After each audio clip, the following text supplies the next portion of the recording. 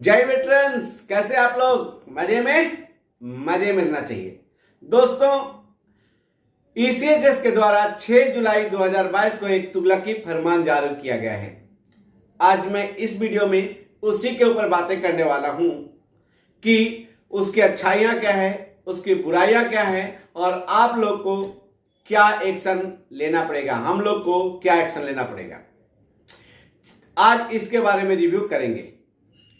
उस लेटर में लिखा हुआ है कि हम सभी वेटरन्स को अपने फैमिली बोले तो प्यारी बीवी यानी फैमिली, अपने बच्चों का सभी को लाइफ सर्टिफिकेट हर एक साल देना पड़ेगा, तब जाके आप अगला साल मेडिकल फैसिलिटी ले पाएंगे। जैसा कि अगर आप पेंशन लेते हैं तो हर एक साल आपको लाइफ सर्टिफिकेट देना पड़ता है, तब जाके अगला साल आपको लाइफ पेंशन मिलता है।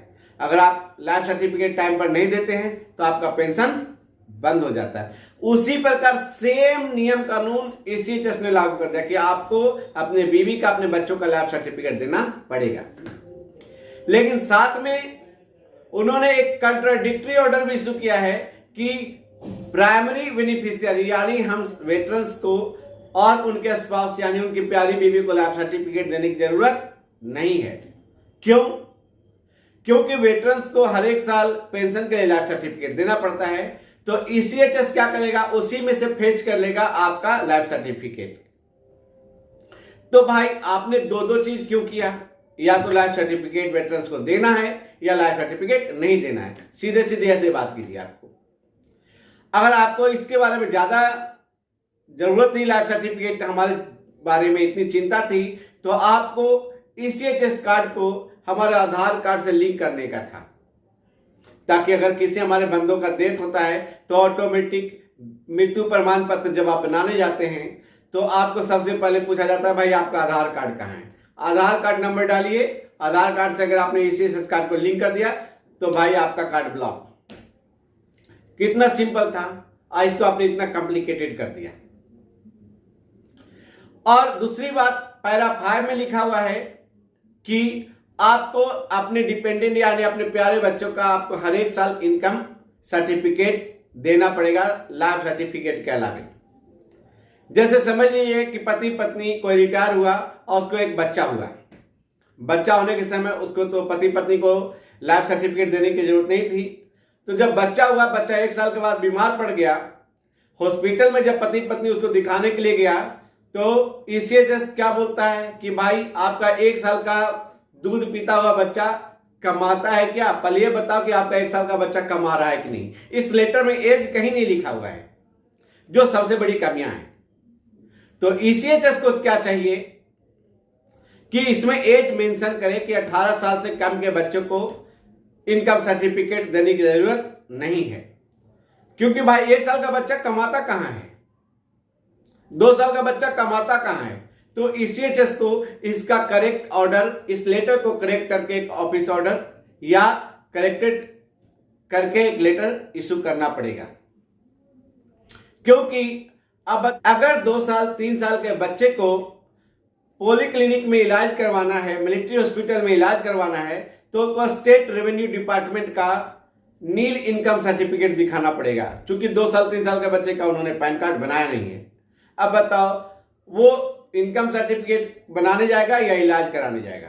तो ये बिल्कुल तुगलकी फरमान है। हमको और आपको इस केस को उठाना पड़ेगा अपने ईसीएचएस के ऑर्गेनाइजेशन के पास कि भाई इसको 18 साल तक के एग्जम्प्ट करो।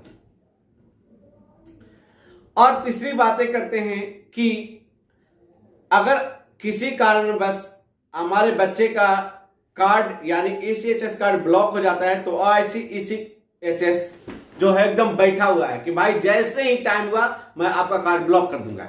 आप उसको जाके हाथ जोड़ेंगे, भाई मेरे बच्चे का इलाज करवाना है, तो आपको 3 महीने का एक्सटेंड कर देगा। लेकिन अगर आपको कार्ड को अनब्लॉक करवाना है तो आपको राइटिंग में एप्लीकेशन देना पड़ेगा ओआईसी ईसीएचएस को।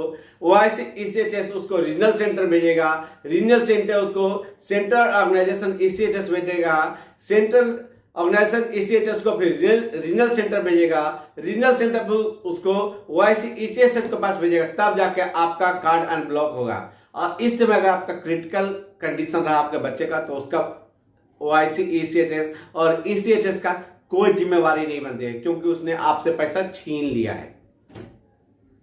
अब इसको पेंशन के संदर्भ में समझें। जैसे पेंशन डिस्ट्रीब्यूटिंग एजेंसी बैंक के केस लेते हैं, आपका पेंशन रुक गया है, तो आप क्या करते हैं? 2 महीना, 4 महीना, 5 महीना में जाते हैं, कहते भाई मैं शिपिंग में था, मैं 4 महीने के बाद आया हूं, मैं 3 महीना से पेंशन नहीं मिला, ये मेरा लाइफ सर्टिफिकेट ले लीजिए और मुझे आप पीछे का पेंशन दीजिए और आगे पेंशन चालू कीजिए।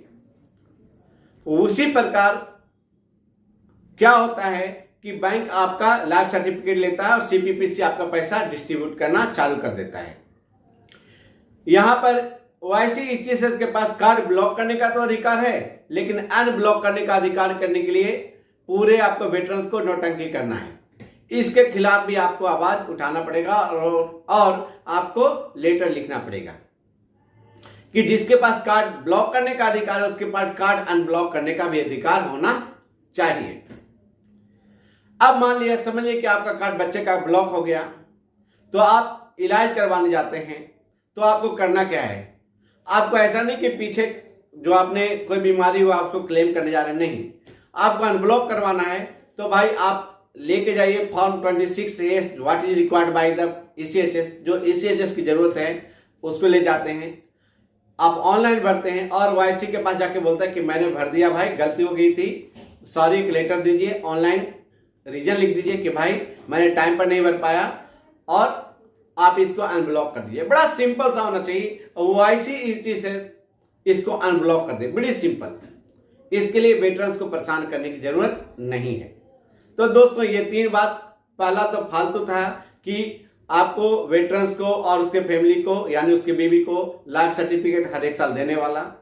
दूसरा इनकम सर्टिफिकेट जो OIC ECHS को चाहिए अपने बच्चे का इनकम सर्टिफिकेट मेडिकल फैसिलिटी पाने के लिए, इसको चेंज करने की जरूरत है, 18 साल करने की जरूरत है।